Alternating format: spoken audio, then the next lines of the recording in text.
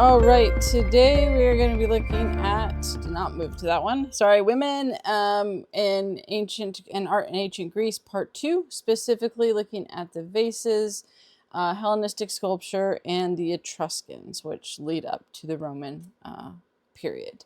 So those are the topics that we're going to be doing. The first we're going to be looking at are the vase production and the types of vases, or how women are portrayed in those vases. So for a little background in terms of vase making, there are two types of figures, black figure vases and red figure vases. So this one here is the black figure vase.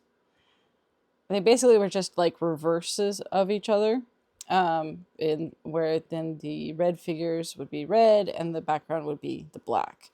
And these black and red figure vases were super common in Greece. They were a variety of ways that they were produced, but in a way somewhat mass produced, because they pretty much every household had multiple vases, and they were used both for like actual storage of liquids such as water, wine, and oil, and then like solid goods like grains, and also decoration.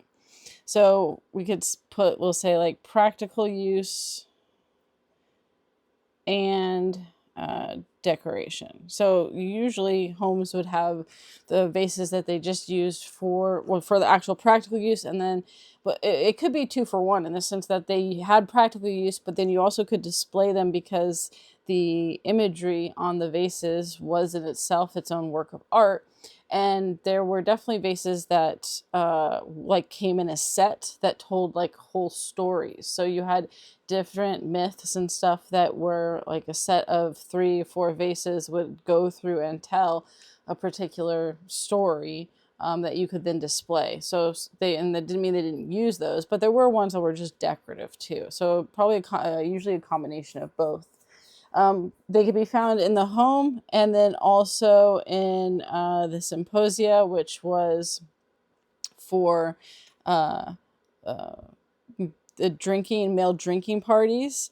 That basically was all males, and they were just these drinking parties. These ones were pretty specific to being kind of the body raunchy vases, where they were more likely to see like sex scenes and naked women and things like that tended to be reserved for the symposia.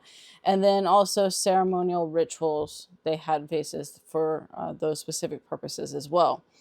There were usually several people involved in making the vases, and it wasn't just 2 people. I'm going to talk about 2 of the main people, but and oftentimes there was a whole production line to it in terms of initial making structure. So you had a master potter, and sometimes multiple master potters, and they shaped the vases on a pottering wheel, and then the handles were actually formed separately.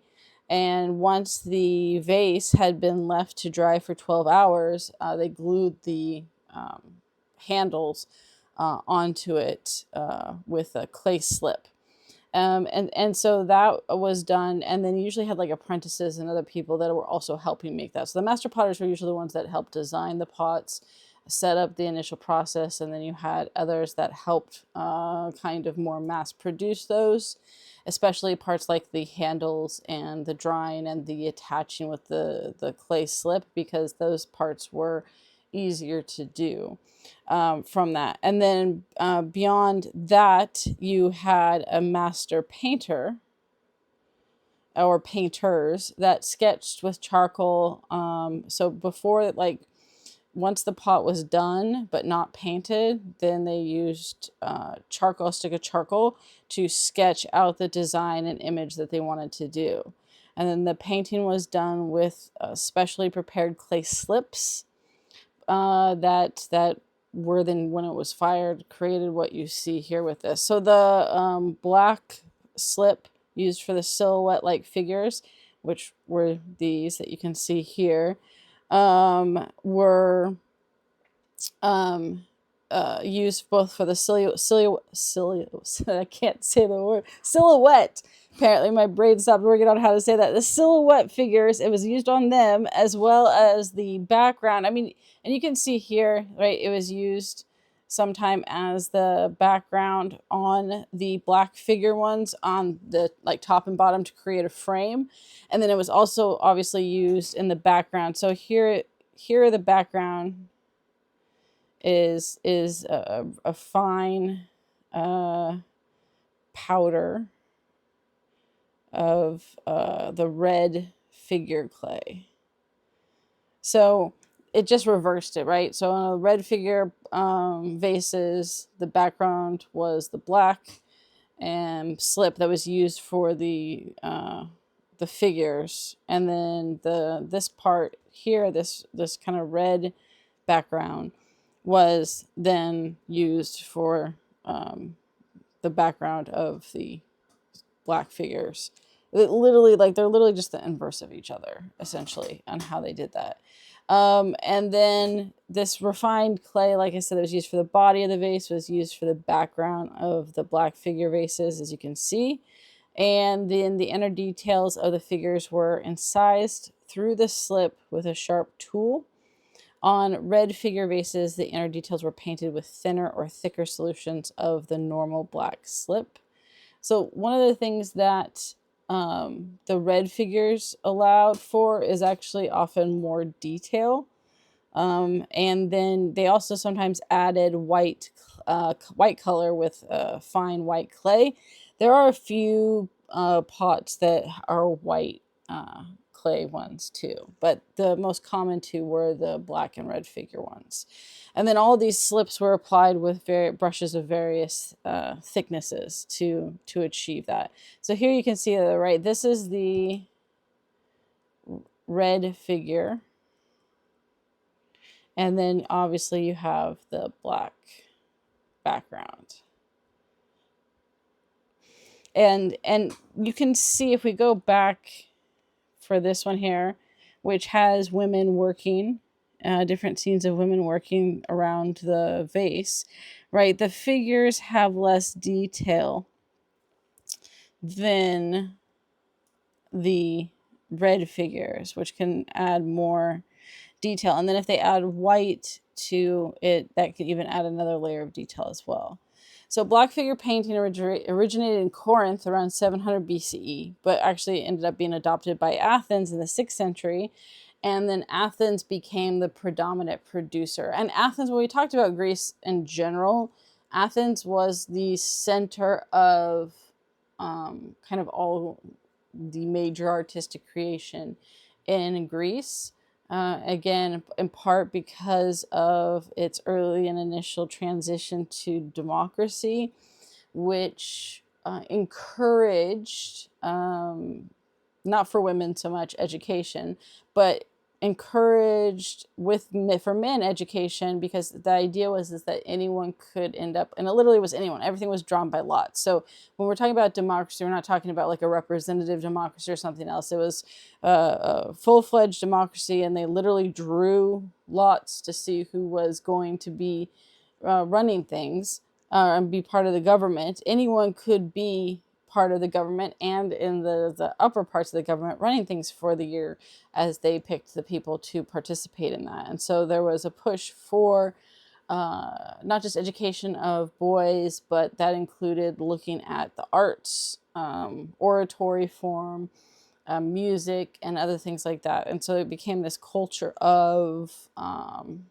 creativity and education, which then led to Athens kind of being the center of the sculptures, philosophy, math, and several other the works with literature, with the comedies, pretty much kind of all of that. They became the cultural hub and center of Greece, essentially, with that structure. And so then once Athens took it over, that they became the main group to produce the vases. Now, it isn't that other city-states didn't produce vases, but Athens just became kind of the central part of that. The red figure technique was first developed in Athens around 530 BCE, and again, it allowed artists to be more detailed in their figures in that process. All right, so women depicted in vases. We saw a couple here. Here's one with a woman that's drinking. Here you have an imagery of women doing different types of labor. So the way women were portrayed in vases does change over time. This isn't always the case, but Black pottery tended to have scenes of women mourning and fetching water, while red figure pottery, not poetry, showed domestic work, slavery, and sex scenes. And in the earlier years of pottery, the majority of portrayals showed goddesses and mythology. Like I mentioned, the whole like multiple vase story thing that was very common. And women weren't as predominant in the early years of vase production. They were mostly shown as goddesses or within the women that were in the myths.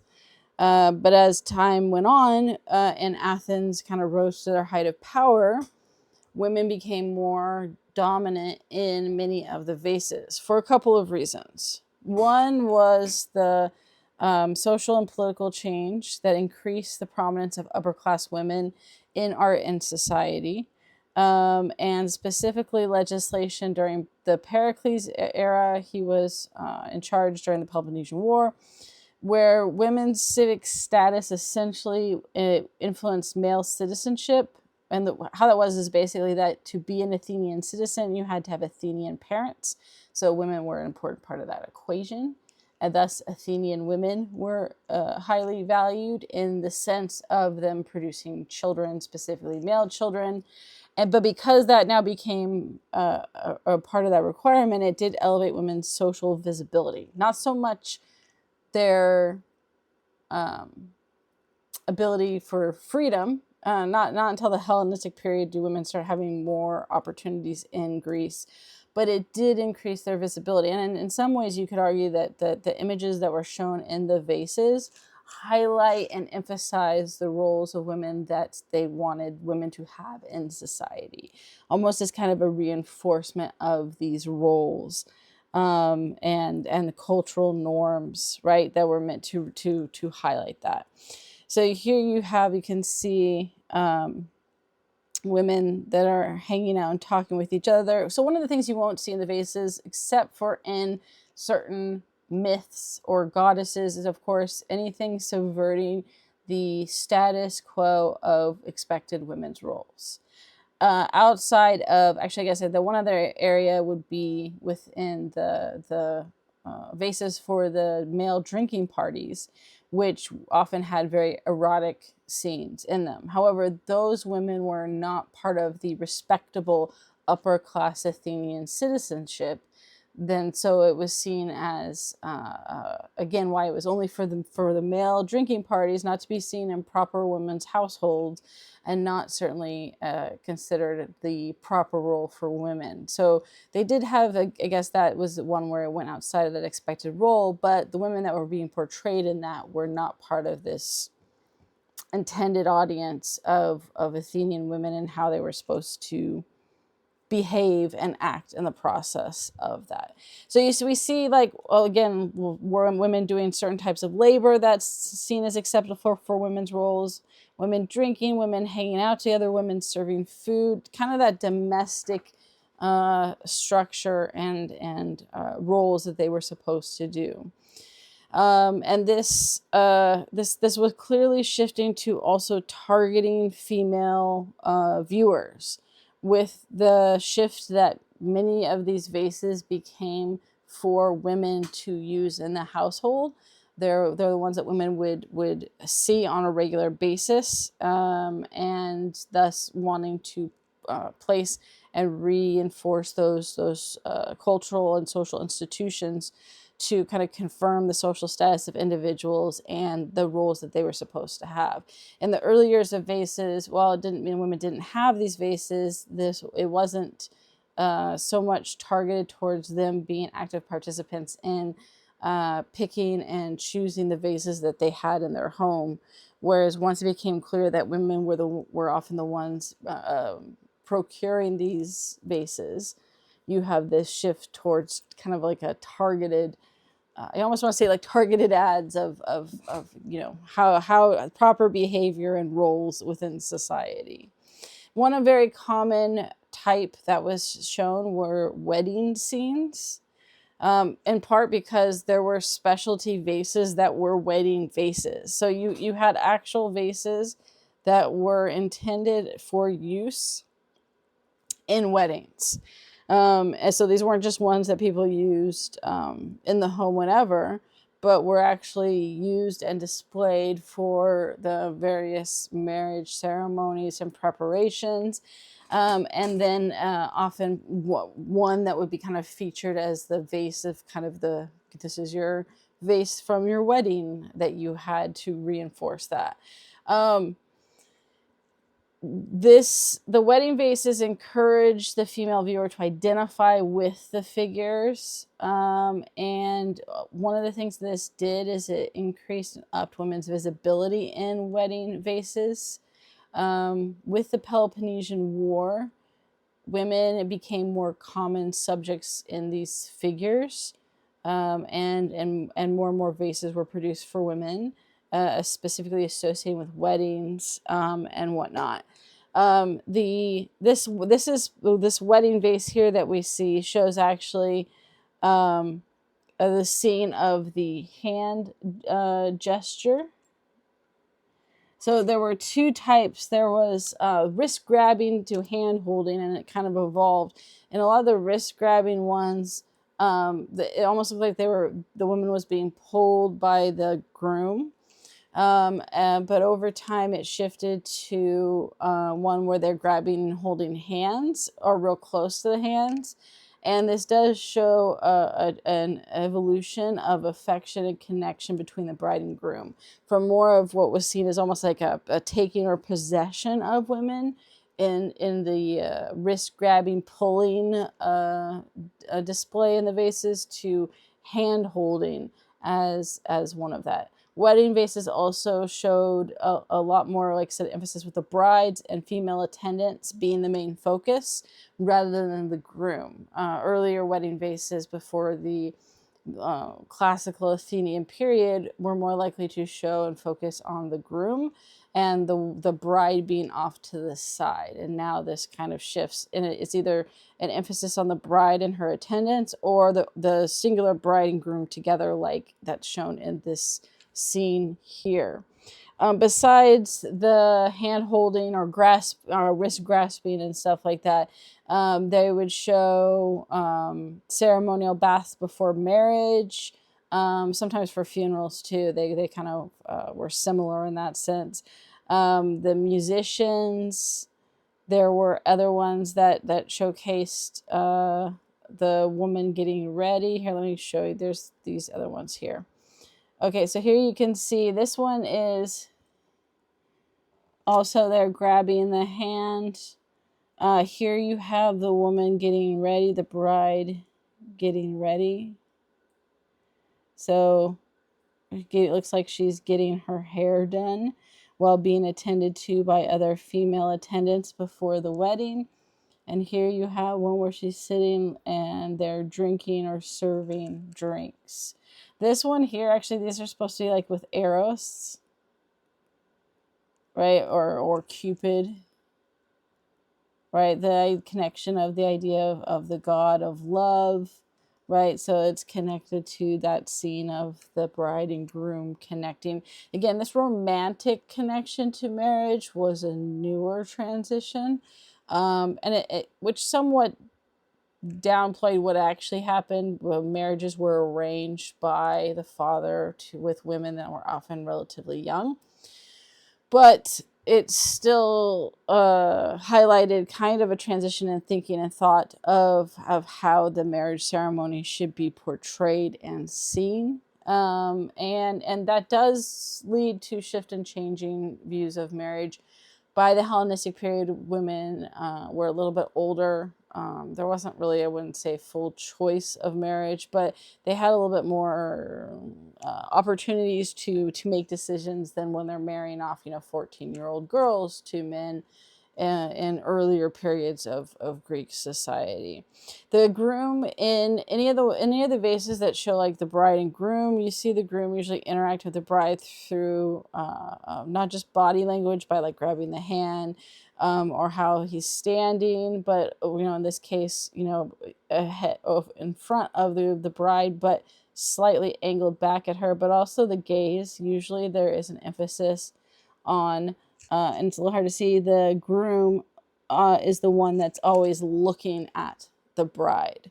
And this was certainly, again, that emphasis on the focus and attention being on the woman, the bride, rather than in earlier vases where the groom wasn't always looking at the bride. In fact, it almost would be hard to know that it was a wedding scene in some of the earlier vases, because the bride is way off to the side and everything else is going around is centered around the man or the groom, right? So there's again that clear shift and transition to women as more central focused aspect on the vase itself, rather than being just like an afterthought, which is really what it kind of was at that sense. Now, in these cases, you can see she's looking, I got lots of marks on here with this. The woman is looking down, not directly at him. And we can see that here too, even though this one's a little bit smaller, so it's a little bit harder to see. Again, he's looking directly at her. She's actually looking down. So what's interesting with this, again, is that women rarely reciprocated the gaze of male figures in these domestic scenes. But they do sometimes. If they do, it's in wedding scenes. So they do occasionally have them show them, but it still definitely undercuts the idea that women were, of course, of lower status and subservient to men within Greek society, because they don't have women in most of these domestic scenes, and clearly not even in these two wedding ones, actually show like looking directly at the man. So she's diverting her gaze and looking down in deference. But the few times where you do see women kind of directly looking at men in the vases are largely within the newer period of wedding scenes. But even then, it's not the most common view. And that just re-emphasizes that even though there's this more central focus and highlighting women in the vases in Athens at their height, that still didn't mean that their status and position within society had changed. They were still under the authority of their husband. They were still definitely restricted in many ways. But there are these little hints of these small changes that do take place. Now, another aspect that was sometimes seen actually we'll get to that in just a second, with it is nudity and erotic images. And these tended to be images of prostitute and nude women showing like different sex scenes that were present in vases. And again, they were largely for the male drinking parties. Images of nude and partially nude naked women were pretty rare, and almost not seen in the archaic period at all. And start to become more common during the later Athenian period, especially with the shift to the Hellenistic period. You see more of that. However, most of the nude women were not like human women, as we've seen with the sculptures and everything else, and we'll see with the Hellenistic period too. Rather, it was a safer bet to show women who were nude that were either prostitutes, that's whether they were human, right? Because the idea was respectable upper-class Athenian women, which a lot of these vases were showing, would not be seen in the nude. But if it was the prostitutes for the male parties, they weren't seen as the respectable women. Or what was a safer bet to do, if it wasn't like the sexy and erotic vases, was to actually have it be goddesses, right? Goddesses had these exceptions to them about what was acceptable and how they were portrayed. And even though they were largely covered for most of Greek art, there was, by the Hellenistic period, more and more opening up of showcasing goddesses, especially like the Muses and Aphrodite. as naked or partially naked. There was another one of the vases that showcased this had women that were partially naked with animal skins tied around their shoulders, suggesting that they were Maenads rather than normal human women. Mythological scenes, like I talked about, were likely to show women naked too. So, for example, one that is about the end of the Iliad. Not It's like in between the Iliad and the Odyssey. It's a separate scene with Cassandra, actually in the Iliad, and then later her scene goes after. Cassandra was a Trojan princess and daughter of a priest, or connected to being a princess. She was a daughter of a priest too, and she gets kidnapped by Agamemnon as the spoils of war. And one of the things that happened with women when they were seen as spoils of war was that they were raped.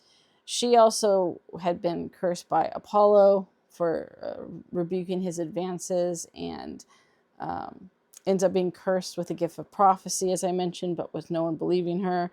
Well, so there's one of the vases shows a scene of Cassandra and that situation, or the aftermath of that situation, and her naked in that. So while she technically was a human woman, she was from one of the stories, and that's where then they could kind of be more liberal with how they showcased women.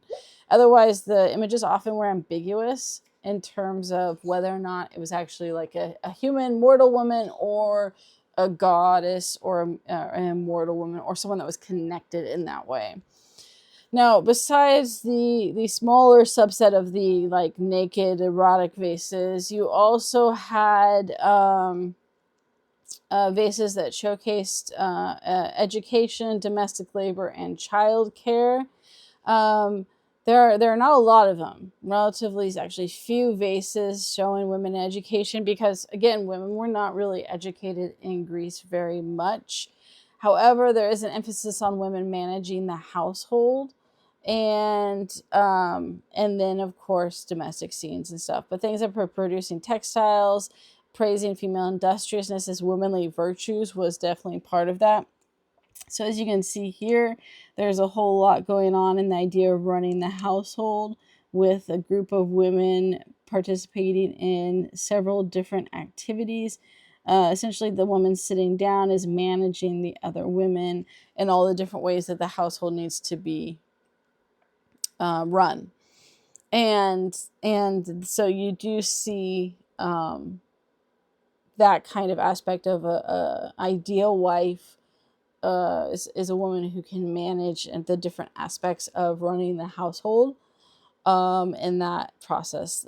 Indoor settings were popular. They do have some outdoor scenes, but a lot of the domestic structure is based in the household, right? So, and if they're trying to show this idea of management as a key virtue, it makes sense that would be within the household. And so, like hanging objects, boxes, baskets, furniture, all those things were part of that role on the vases. And you can see here, and then of course, like anything with textiles, sewing, weaving. We'll look at wool weaving specifically. That was one that was largely emphasized. But each of the women have various objects that would have been around the household that they're bringing to the woman of the household and directed from that. The domestic, and then of course there was women with music, wool, as I mentioned. Child care is also portrayed. The whole idea was with this is that you highlight those kind of expected and traditional roles.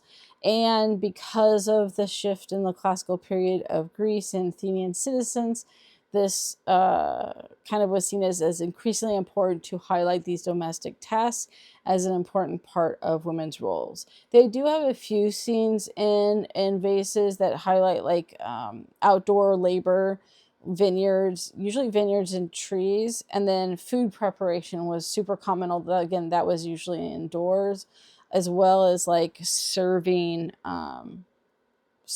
food or drink and things like that. So here you can see with the domestic labor and stuff. Here's one with a woman reading a scroll, which these were not very common, but there are a few that have that. And women were educated to a degree. It it very much varied. There wasn't like public school, so like it really depended upon your like family and the father ultimately on how much he wanted his daughter to be educated. Upper class Athenian women usually were literate. That was an aspect of running the household and doing some basic things that needed to be done. But again, you know, the education component is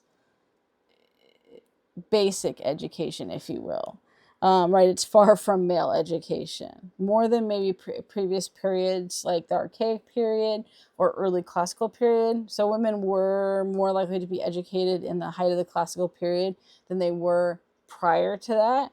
Nonetheless, it was still relatively basic. But even the fact that they are showing women reading and participating in activity is significant in highlighting that there was an expectation that women would be able to do basic reading for managing and running the household. Other domestic stuff, right? You see the scenes of collecting water were very common. This is also where, because women were limited in the outdoor activities and other things that they could do, women definitely took advantage of where they could gather and hang out and communicate. And collecting water was kind of a social activity that was deemed acceptable in public. And so you definitely see lots of emphasis on women and groups in a community in these areas where that was deemed acceptable. And then here, of course, we have food serving, showing women serving food, preparing food. Obviously, those were very important and common aspects of daily life. And so that would have been showcased as a regular function of women's work in society. Other things that they tended to show were like child care, women and children and child care. So here's one, it's a little degraded, but you can see the woman here with a child. And there's two types of ways that this tended to show. And of course, it's not surprising that women and kids were shown. Women were expected to have children. That was part of the family legacy. And in fact, again, the importance of becoming an Athenian citizen was having children that both the mother and father were Athenian citizens. But what's interesting is that children increasingly began to appear in vases around 500 BCE and being cared for by women. There were two kind of ways that this was again shown. One was like a woman and child, where they were like together. They're not necessarily doing anything. They're just hanging out. They're just there. And in fact, the peak of popularity for children appearing in vases was like from 500 to 400 BCE. But images of women with a child not doing much of anything, just being there, continued to show up through 350 BCE. In the height, though, images of small children, women showed children playing in the household while women watched on. Others were holding kids while they'd be either handed the child or they'd be holding them while they're sitting down. Of course, this often tended to show them being well dressed and part of the upper class society, right? Here, this is that one here, this idea of this seated woman. She's not holding the child, but she's interacting with the child. And you can see with their clothing and the hair that they're a wealthy upper class family. The thing with the height of this period is that children were often the focus of the images. Again, just like kind of like the wedding ones, earlier images that had children in them often were like kind of the kids were off to the side. And during the height of the vases and the Athenian classical period, the any vase that had children on it tended to have like this, where it was kind of a central focus of it was what the imagery was trying to portray. It wasn't just like a background piece, because they definitely had vases earlier where like some other domestic or aspect of family life would be being shown, or some gathering, and the children would be there as almost a background piece to indicate, well, there were kids here too, but they weren't the focus of the purpose of the imagery of the vase. But at the height of Athens, when the shift focused on women and children, there were a lot of vases that were made that highlighted, again, that role of motherhood, right? Because this idea was to emphasize that motherhood was central to women's roles, especially with the changing legislation that I talked about with Pericles and in Athens during that period. That became a whole new emphasis on the importance of Athenian women having children. Or you end up running into problems of not having very many Athenian citizens if women don't, almost essentially being if you were an Athenian citizen as a woman, you had a duty to have children to produce more Athenian citizens. It's kind of like Sparta. Spartans had that kind of structure and belief, because only Spartans could only be Spartans from two Spartan parents. And they very much strongly believe they had a duty to have kids to produce more Spartan children. I'd say Sparta was way more intense about it. Athens was more subtle. It was for both societies. It was important. Like the Spartans, like hammered it home that like your duty is to have Spartan children. In fact, in Sparta, women and men, like it actually didn't matter who the father was, outside of that it was a Spartan. And if the husband or wife, like either one of them could no longer have children or just couldn't have kids, they were encouraged to have sex with other men or women to produce children. Didn't mean you got divorced or you still remained married, but it was almost like wife or husband swapping temporarily to get pregnant. Because in Sparta, like they had a very small number of actual Spartan citizens. Athens didn't ever get to that level. I imagine if Athens ever started running into problems with their numbers of Athenian citizens, they might have gotten more aggressive about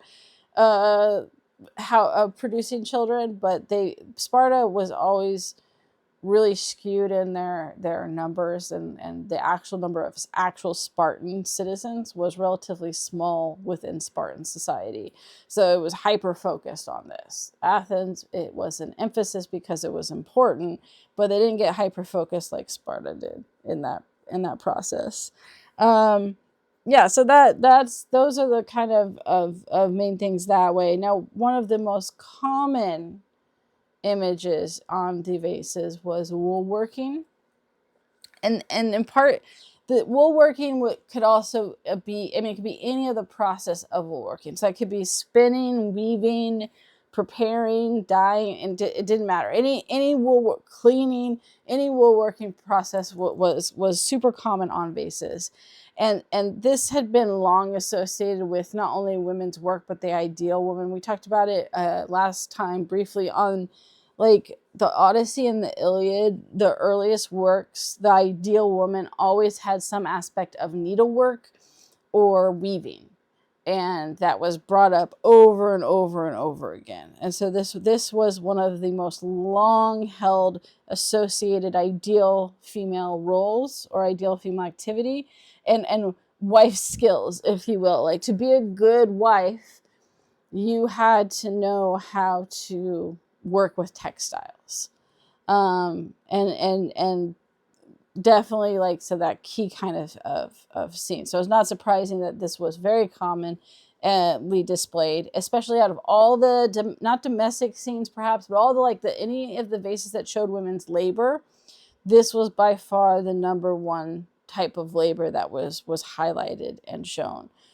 because it was so central to a Greek society of what an ideal woman did, and what she was expected to do.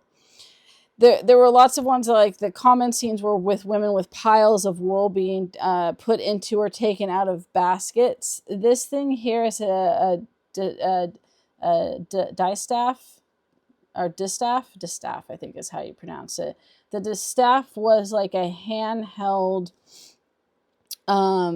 way of working with the wool. Now you had like spinning and larger like tools and instruments for preparing the wool, but this handheld distaff was the most common and easiest way to work it, and without having like large equipment in your home. So it was one of the more likely ones of how they showed women working with wool. But they occasionally showed women working on a loom, but the loom was way more less, or way it was way more rare than anything else. In part because not every woman had a whole loom in their home, and those were often shared. And so it makes sense that it wasn't, they're picking things that were like in everyone's household essentially, from that. Like I said, the staff was the most common tool that women had. Ceramic thigh guards, which is this here, were also very common. These were created specifically for women, to use when working with wool. It was meant to be a protective piece on your thigh that had a roughened surface on the top, so they could rub the fibers against it to clean it, essentially. Again, it's this kind of, you can't see it from here, but it's hollow. It's half, so it's half cylindrical, right? It's hollow on the inside, so it could be placed on the thigh. And then the rough surface on top, which they could then push the wool through to clean the wool and like get like the different burrs and other things out of it. And then of course on this scene, we're always, especially for the ceramic thigh guard, which showed women working with the wool because it was an actual tool for wool. The vases could be used for that, but baskets were more common. Woven baskets were more common for holding the wool. But of course, when you have a piece that is directly for wool production in some way, it's not surprising that the main imagery that was on these thigh guards were women working with wool. It basically was like showing a picture of what this was used for. So that was probably way more practical one of like, they also did like decorations and geometric shapes and patterns, but it was almost like, we're going to be very literal here and put a scene of what you're going to be doing with this tool, rather than anything else. The whole thing with women working with textiles and with wool, women working in groups, right? Many times these were left I don't know, vague, or tried to be diverse, showing a diverse group of women, because working with wool applied to all women, right? We saw some of the other stuff that, like, especially with childcare and the weddings, often showed upper class women. In fact, a lot of the artwork in Greece, and when it highlighted women, was based on upper class women. But when it came to depictions of woolworking, a lot of times, and it's also why they used, this one is not, this is the rare white vase, but black figure was common in certain cases of highlighting working with wool, because it was more vague, right? It wasn't as detailed or obvious in highlighting like what type of woman was actually working with the wool in that process. And so it was one of those kind of universal depictions of women, way more than I think any of the other imagery that we see in the vases. This was the one that was most applicable to everyone and most universal because it related to kind of all women were participated in this activity. All right, so those are the vases, and you see this, like I said, significant increase in women being highlighted and shown in the vases because of essentially Athens shifting to this critical point where they're at the height of their power, where women have become a little more emphasized because of, again, the political and social regulations that changed.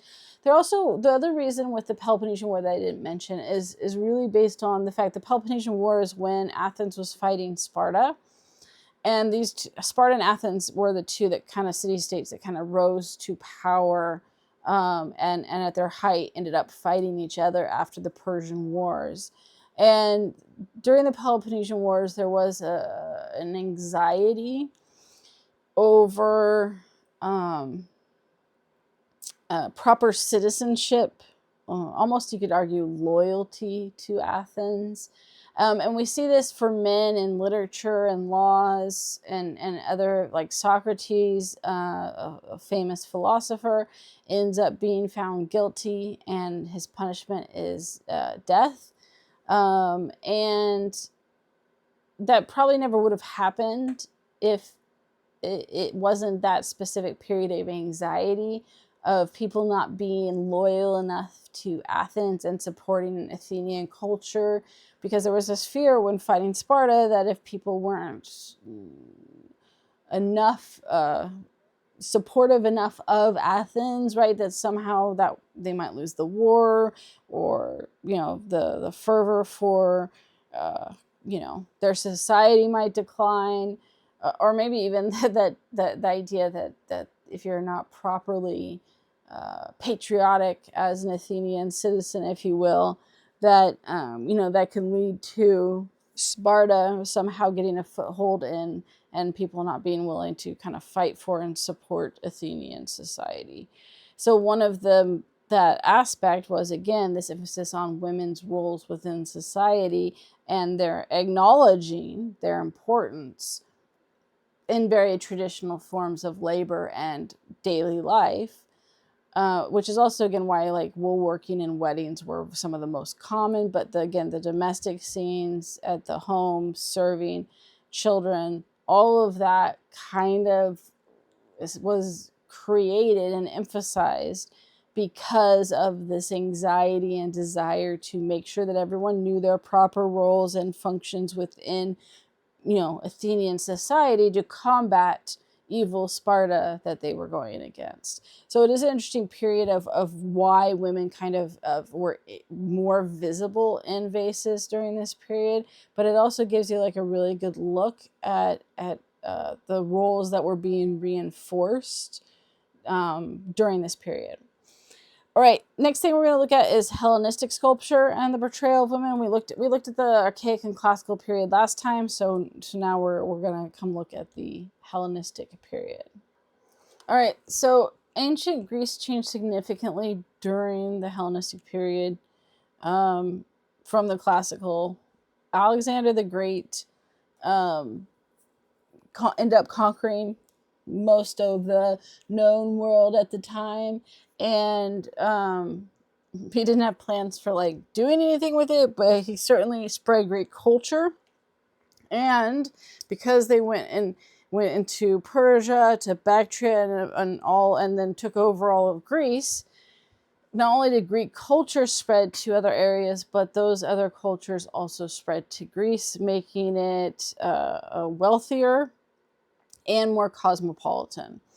And this is going to influence kind of how sculptures were portrayed, as well as the reasons that they were made. The other part was that after Alexander's death, essentially his generals took over, and these were considered tyrants by Athens and some of the other city-states because, of course, they took over without them being elected or chosen. And this, with Athens not only disliking that tyrant was now ruling them, but that they saw their political, control massively declined. Their art and philosophy reflected this changing outlook that was taking place. And this led to an emphasis of much more negative outlook on life in both art and philosophy. Women's roles also increased during the Hellenistic period because of this shift in cosmopolitan and wealth. And of course, just because ultimately it wasn't fully Athenian or Greek society anymore influencing those policies, right? They ended up having more economic power and social participation, including property ownership and education. Still nowhere near the level of, let's say, the Etruscans or even the Romans in terms of what women could and couldn't do. However, women were able to actually participate outside of the home more. Education did increase for women. There were female philosophers and poets and writers in small numbers that emerged in the Hellenistic period. So ultimately, that did increase women's status and structure within society. Sculpture focused on in the Hellenistic period, two types. One was the idealized myth. So when it was kind of idealized forms, those were usually in regard to stories and myths, or gods or goddesses. The other then, of course, was focusing on real people and reflecting realism. And then, as I mentioned, there was definitely a negative aspect. A lot of the realism and actually the myths too focused on this idea of pain and suffering. And then within the realism, there was another part to this, which was commissions. People were wealthier now. They could afford to buy like more of the sculptures, not like the full-fledged life-size sculptures, but smaller sculptures. And many families, wealthier families, and even like what we would consider middle class families, could afford to commission artists to sculpt their wives and their family. And those, of course, they wanted to be realistic and depict what the person actually looked like. So those were the kind of the types that you had. So as we can see here, we have this one here, which emphasizes that pain and suffering. There were actually other components that were part of this as well. So besides the idealized myths, there was an emphasis on movement, cloth or fabric, and then, as I mentioned, the other part, the facial expressions, specifically the pain and suffering were highlighted a lot. So in these idealized forms, the goal was to have a lot of different movement that was taking place. Even more, like the classical period started having more natural movement, and then the Hellenistic period was about almost more extreme movement or cloth. And the reason for this is for these two was that these showed skill, right? The more that you could like show movement, and that type of thing, the more skill that took. Also, look at the amount of cloth. This is what's crazy too. So they have the cloth she's wearing, and they have cloth underneath her, right? Even when the figures were naked or semi-naked, they would then have cloth draped over them or to the side. Same thing. She's wearing the cloth the dress that she's wearing, and then there's an additional piece that's draped over her arm. And again, this was because they didn't want to leave out the fabric, because fabric is hard to do. There's also this emphasis on sheer clothing, right? Which was a way to not be nude, but be a little more suggestive about it. Or also very common in Hellenistic period when depicting women was like, I wouldn't even say this is fully partially nude, but where the one breast would be showing. That you see repeated in a lot of different, both idealized and realism types of artwork. But so in this one, this is showcasing in this story of about a king and queen that have just been conquered, and knowing that they would be publicly humiliated, his wife being attacked, he kills her and then is in the act of committing suicide himself. So he's holding up his wife that he has just killed to prevent worse atrocities happening to them in life.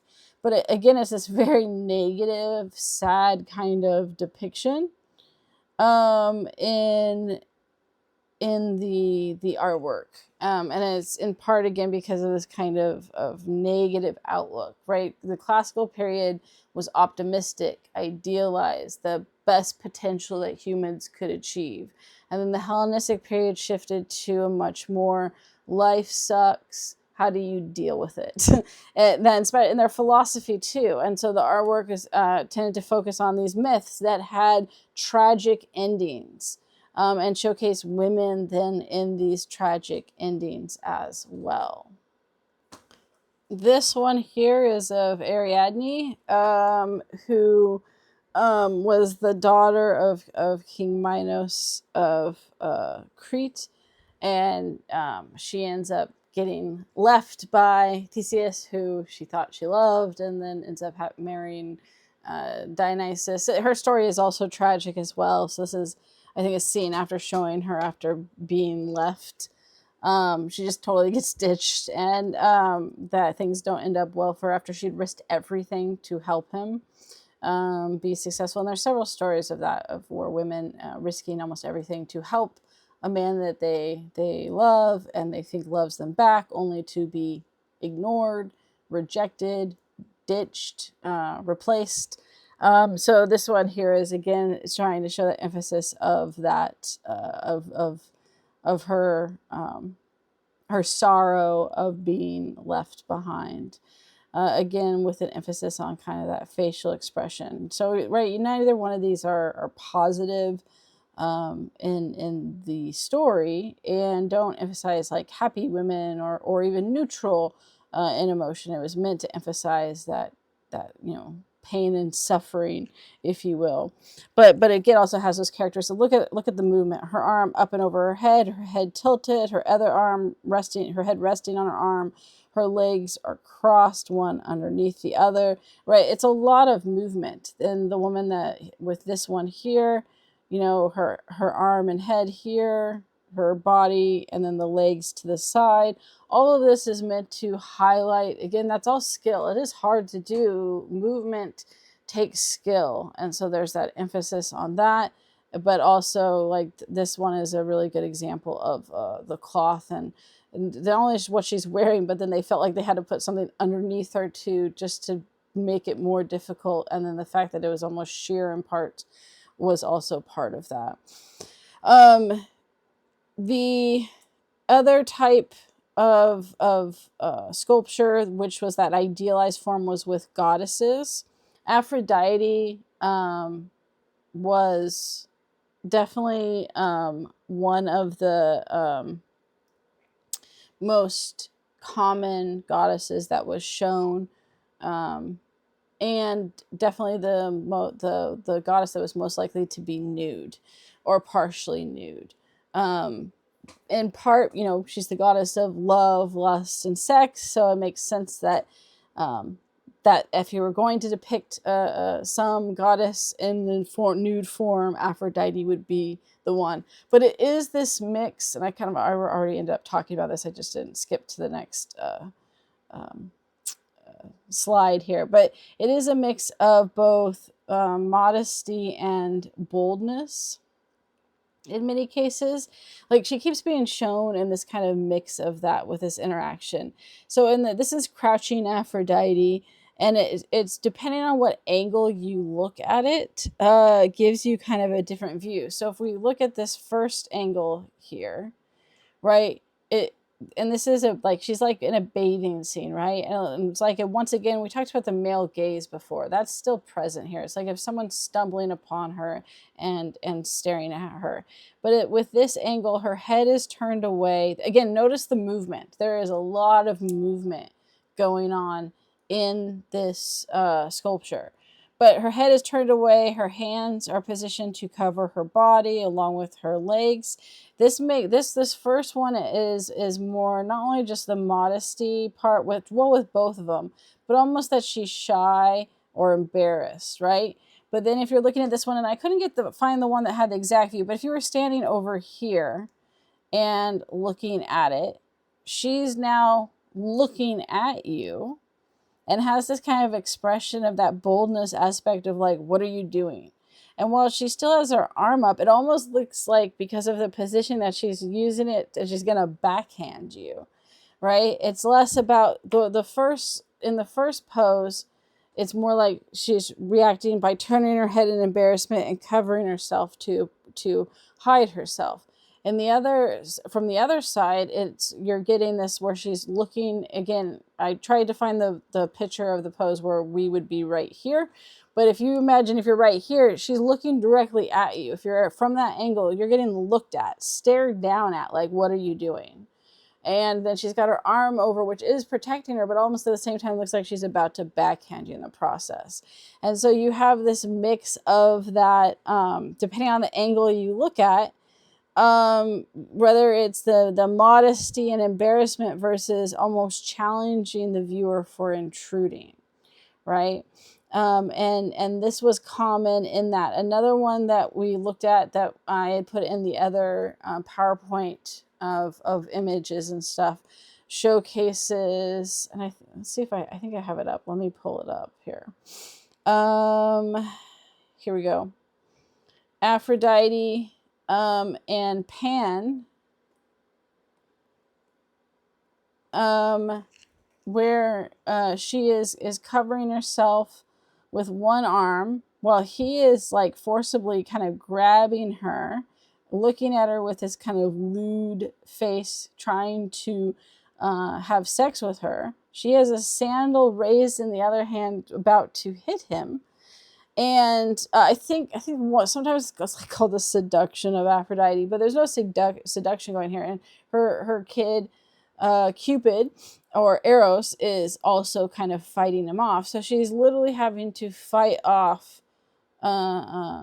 sexual advances, almost forcible sexual advances of Pan, while also slightly protecting her modesty in the process. But her face is much more defiant as she's looking directly at him, not shying away or hiding from him in any way, right? And then here's another one, of course, where this one shows her again slightly covering herself. Here's the cloth off to the side, which is meant to imply she just undressed, but of course also is just the Hellenistic, gotta include clothing when we can. This one is more delicate and modest in that sense, and not as much that kind of forceful personality or challenging personality that the other two show. At the same time, though, she's not really, even though she is covering herself partially, she's not. They don't have her looking shy or embarrassed in that. And then certainly like the Venus de Milo, which was reproduced from original Greek sculpture, was probably the most just sexual desire based one. It became almost this idealized female beauty and form. So it does transform over time, and the boldness of showing nakedness, of highlighting that imagery from it.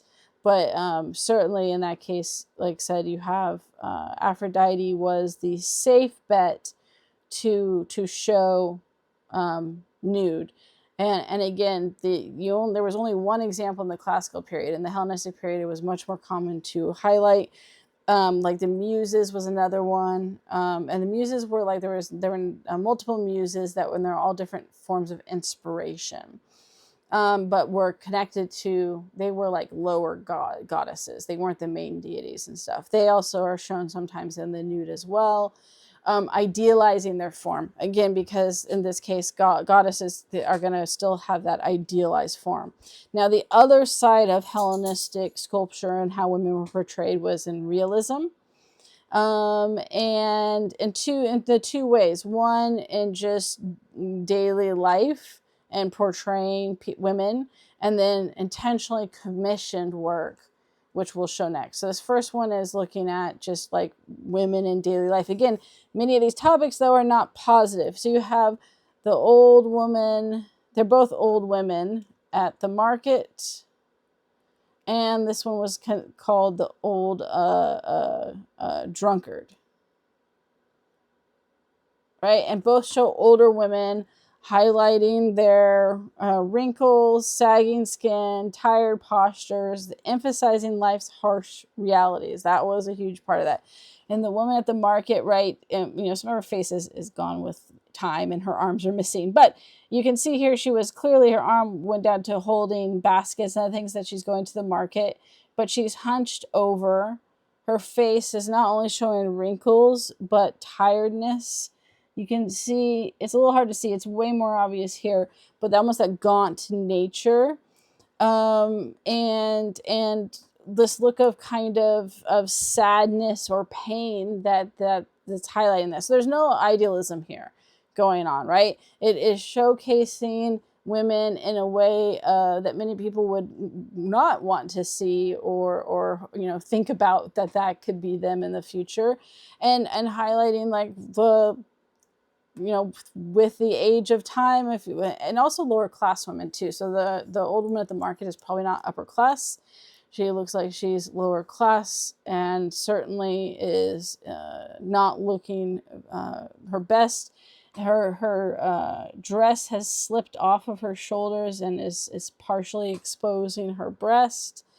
And it was it was connected to this idea that life kind of sucks, and we're going to highlight the realism of the harsh nature of life in general, and utilizing women and showing these older women and that have not had the easiest life and the consequences of that.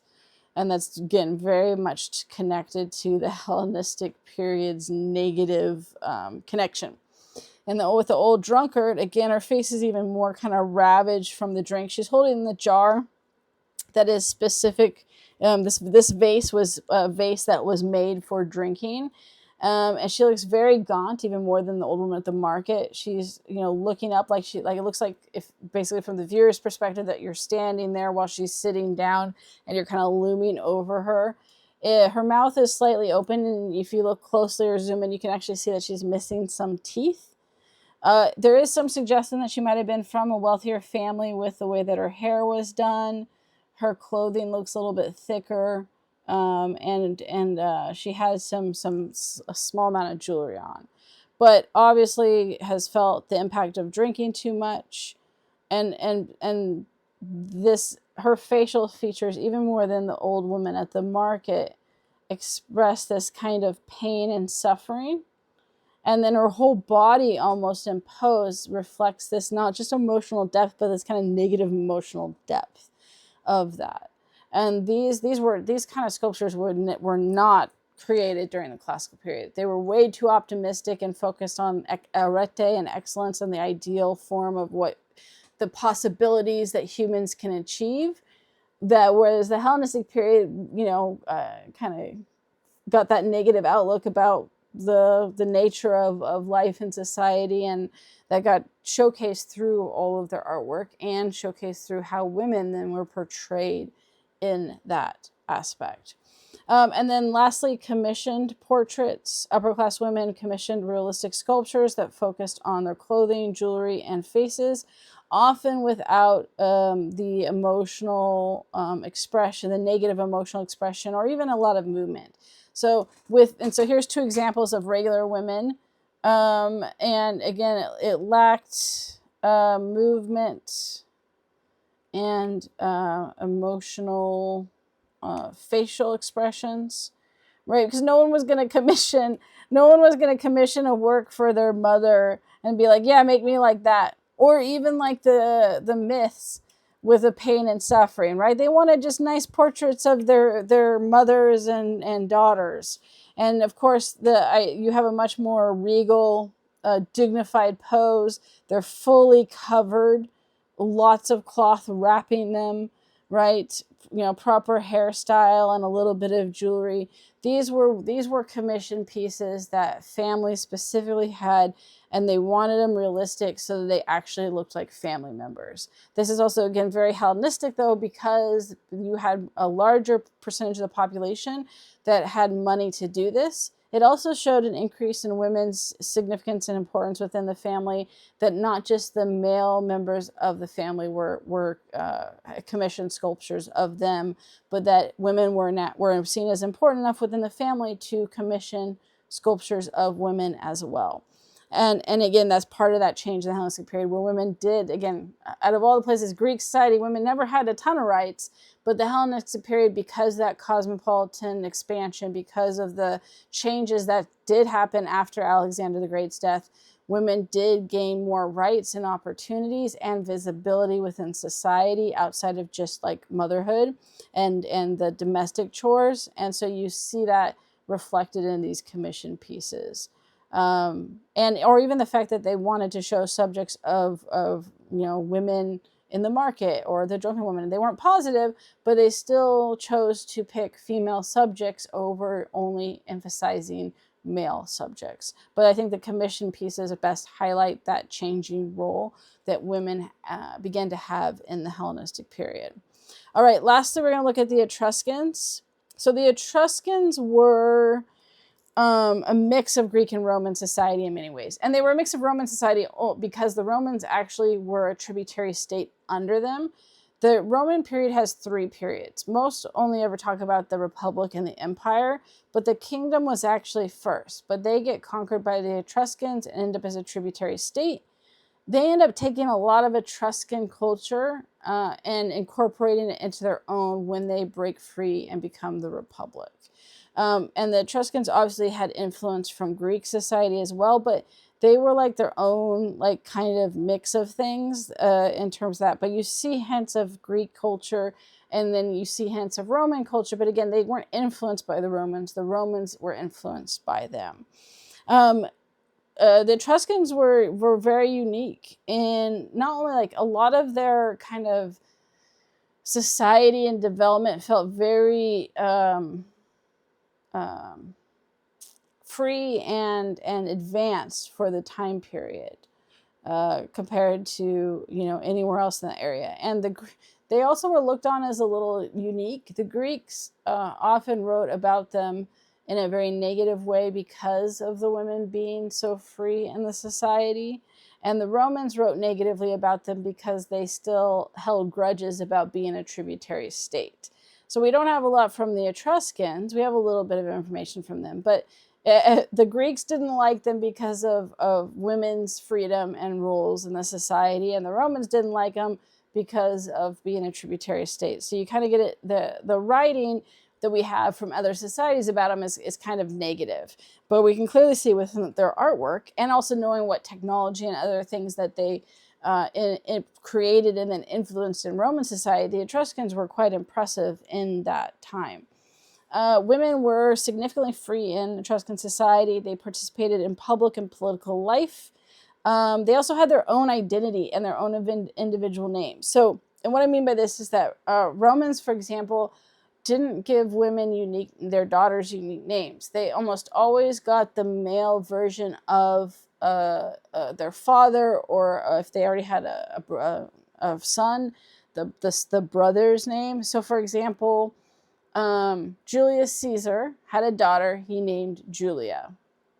Octavian, who became Augustus, had a sister named Octavia. Marcella. Women in Roman society did not have their own unique name. They just had the male version from one of their family members' names. But with the Etruscans, they gave them unique individual names, which again kind of connected to having their own identity, and then were actively be able to participate in public life through social events, political activities, and in many other ways. They clearly had a lot of independence. Etruscan women could own property. All of the images showed them in very fancy and luxurious clothing. This is reminiscent to like the Minoans. All of the imagery that we see now, again, where we're getting the artwork is a lot from the tombs, the funeral artwork. So they might just only be being portraying women in their best outfits, but like the Minoans, women seem almost exclusively to be portrayed in very wealthy, nice, elaborate ways. And that certainly usually is indicative of women having more rights and freedoms and status within society. There are paintings of, as this one, with them dancing, and not just dancing, but dancing with men. One of the things that's clear is that there was a lot of interaction between men and women. So one of the things that's common in society is that women somehow somewhat get regulated to women's spheres, right? Usually within the domestic role. Women interact with other women, but they don't interact with men in the same way. Like, for example, in Greek society, women could not eat at the dinner parties, and they definitely would serve their husbands and guests in the home, and they would go wait, and they would eat in the kitchen after that dinner party was over. In Etruscan society, there are images showing women participating in banquets equally, lounging and sitting with men. They didn't sit upright in chairs. They actually had these lounge couches, which Greeks had as well, and Romans. And you basically kind of laid half down while you ate. And there it shows women actively participating equally with men, but the fact that they show them dancing and actively engaging, touching, interacting with men in various public ways shows this idea that women were seen much more equal within that society.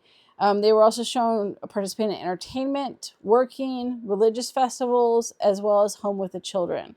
And basically in every example, it tends to showcase women as being equal in that society. Here within I skipped this one. So the tomb and sarcophagus art, if you will, again, also highlights this gender equality that seems to be there. Women had large tombs that were built just for them. Though it wasn't just as a wife attached to a husband. There were individual female tombs that were elaborate and very much just for them. But the paintings and goods and all the stuff that was put into these tombs highlights and showcases their role and importance within that society. I think the sarcophagi are some of the best examples of the relationship between men and women. They depict husband and wife embracing or lounging together, specifically showing mutual affection and equality, right? They're at equal height. There's no hierarchical structure, which a lot of societies showed men being larger than women. They're shown in these loving embraces, looking at each other in seemingly a caring way. There's no indication of status or power imbalance, right? That certainly highlights this sense that women were seen as equal partners within the marriage, and that marriage wasn't just, you don't know exactly with this, but it certainly suggests that there was an emphasis on loving relationships within marriage, not just as women seen as vehicles for children, right? Part of an obligation of society. Instead, it's shown as that they seem to have caring, loving relationships with each other. So here's another one showing them laying on a couch together. Besides the husband and wife, or like they're sometimes called spouse sarcophagi because they're spouses, right? There were also individual sarcophagus that just were of women. And here we can see several examples of women. Oh, here was another of the couple ones and stuff. And in all of these cases, the women were shown with, again, elaborate clothing, jewelry, shown in positions of importance and power. which is significant. And again, that difference of how women were portrayed in many other ways. This was a common act to this, which was called unveiling. So it was this here. She doesn't have a veil, but she is holding a fan. A lot of the sarcophagi showed women holding something, whether that was like a fan or a bottle or perfume. Seemingly that those had different meanings and representation to them. Often in this, you can see with the sarcophagi here, both with the couples, although you had these ones here that were like top down, but this was a very common one of again, lounging on these lounging chairs. Here, these women are in that same lounging pose, resting on one of the arms. In this case, the woman, it looks like she's in the act of unveiling herself. Now, the veil didn't go over their face, but just over their head. And wearing veils in public was seen as connected to, again, a respectable woman that provided some kind of protection from the outside world, if you will. But women would unveil in the marriage ceremony, as well as within the company of family. So there seems to be something, because there were several sarcophagi that showed women kind of looking like they were starting to remove their veil. Whether that was like a symbol of going into the afterlife and being back in the company of family or some other meaning, it certainly was a common aspect that was shown in that process. And then you also have images and paintings in the tombs that showcase women being actively involved in society. And this one here shows the political role that this wife was the wife of important ruler in the Etruscan society, and it shows her not only like kind of touching with affection, but her handing off something to him as they're eating at a banquet and looking at each other and having a conversation.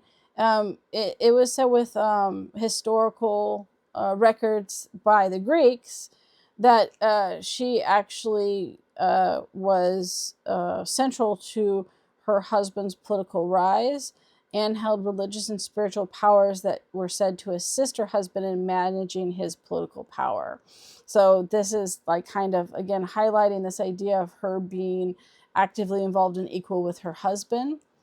And these paintings depict, again, women and men both equally participating in social settings and scenes, suggesting, of course, again, that they had significant social roles and participation within society.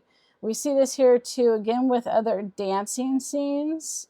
Here is a banquet. Actually, both of these are banquets. This was a huge deal. Again, the idea of them showing them being part of dinner parties and active guests and participants equally with men is probably one of the best artistic examples to highlight that women were seen as equal with men, because this would have been a not only social discourse but political discourse as well. Okay, so that's where we're going to end for this one. We will shift to Roman society next time. Again, the Romans end up as a tributary state. They end up with definitely not some, a good amount of influence from Etruscan society, but they also, in the beginning of the Roman Republic, adapt it to their own way as well. So we will take a look at Roman art next.